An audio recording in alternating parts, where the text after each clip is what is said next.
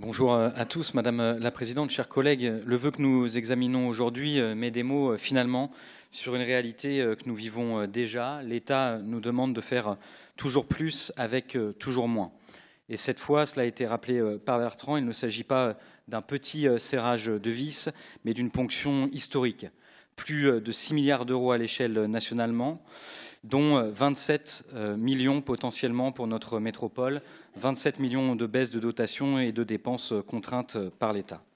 Cela paraît un chiffre très abstrait. Alors rappelons effectivement ce que cela signifie dans la vraie vie. Bertrand l'a rappelé, 6 rames de tramway qui ne rouleraient pas, 6 000 logements sociaux qui ne sortiraient pas de terre, ou bien 2 fois plus que les 13 millions consacrés à l'extension de nos réseaux de chaleur en 2025.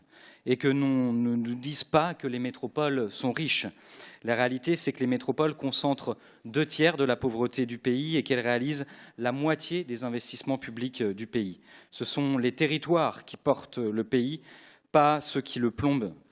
Ici, à Nantes, nous finançons notamment les transports du quotidien, la modernisation indispensable du réseau d'eau et d'assainissement, l'accompagnement des entreprises dans la transition écologique, les solidarités aussi qui permettent à des milliers de familles de tenir. C'est ça la réalité de nos budgets, c'est ça le service public de proximité.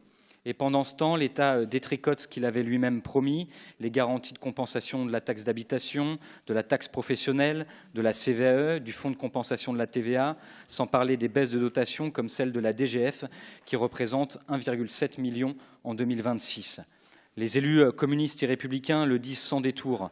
On ne redresse jamais un pays contre ses communes, contre ses intercommunalités, jamais. Parce que ce sont elles qui tiennent la République au quotidien.